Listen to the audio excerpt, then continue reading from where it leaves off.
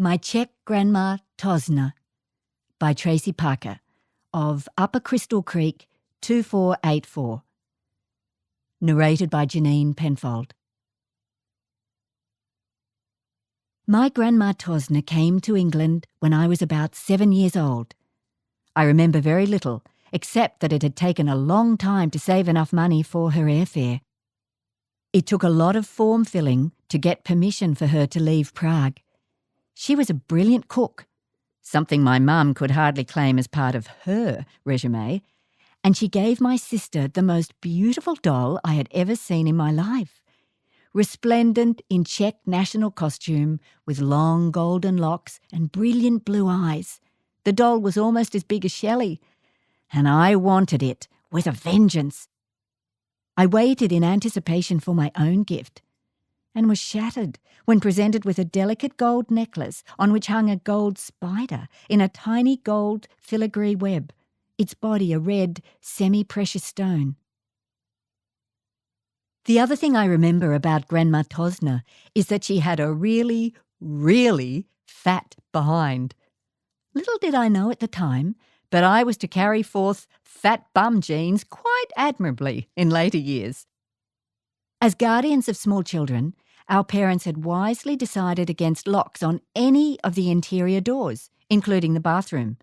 Knocking before entering a room was just not something we did in our house, so I had seen both of my parents naked many times.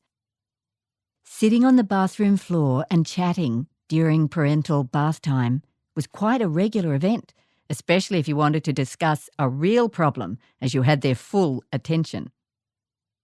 So, on the day that I walked into the bathroom and caught Grandma Tosner bending over the bath, stark staring naked, I wasn't shocked at her nakedness, just mildly surprised at the size of her bum. As she turned to face me, the look of horror on her face suggested to my young mind that maybe all was not as it should be. So instead of going in to wash my hands after visiting the lavatory as normal, I just said, "Oops, sorry," and backed out. Grandma Tosner, I may have neglected to mention, did not speak English. She spoke Czech, Yugoslavian, and German. My father could only converse with her in German. He was quite young during the occupation of Prague in World War II, when everyone had to learn German, so all these years later, that was the only language he remembered. Which is why, as a small child, backing speedily out of the bathroom and leaping for the relative safety of my bedroom, I didn't understand a word of the shrieking coming from Grandma Tosner.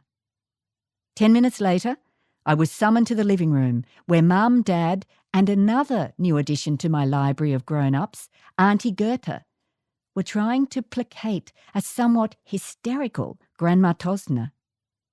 "What did you say to her?" my dad demanded. "Oh, Lord, can't you get her to shut up?" flapped my mum, as I stared open-mouthed from Mum to Dad to that strange, plump woman flapping her arms in my general direction and gabbling in some strange language to my thin-as-a-rake, chain-smoking Auntie Goethe. "Nothing," was my sulky response. Dad came over and bent down, so we were looking each other in the eyes. "Look, sweetheart," he wheedled. "She seems convinced that you've said something terribly rude to her."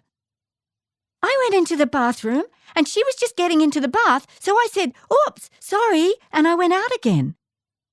I was getting teary now. This just wasn't fair. I certainly hadn't been rude to the fat old woman, and they couldn't make me admit I had when I hadn't. "She's convinced the child said something rude about her." Auntie Goethe waved her cigarette nonchalantly in my general direction. "No, I did not," I wailed, bursting into tears. "Well, if you're sure that's all you said," Mum turned to Dad in exasperation. "Just tell her she was mistaken and for God's sake calm her down." I was banished upstairs to my room, whereupon I threw myself upon the bed and wept as if my heart would break. Bad enough that I had been wrongly accused. Even worse, they had chosen to believe a total stranger who couldn't even speak English over their own precious daughter. When sobbing loudly, very loudly. In fact, the loudest volume I could manage without sounding like I was faking it, which of course I was, brought no comfort from downstairs.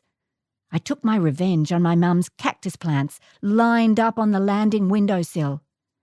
Carefully removing some of the longest quills from her favourite plant, I stabbed at the fleshy leaves until they bled thick white sap. The satisfaction of inflicting such damage on my mother's prized possession was short-lived. As my vengeful temper subsided, the consequences of discovery started to dawn on me. I spent the next several days in an agony of trepidation as I waited for my mother's wrath to descend. She asked me once if it was I who had caused the scars on her beloved cacti. I looked her straight in the face and denied all knowledge. I knew she didn't believe me by the of her reply, but no more was said. Grandma Tosner continued to eye me suspiciously for the rest of her stay, and I avoided going anywhere near her if I possibly could. However, her visit remains indelibly printed on my brain to this day.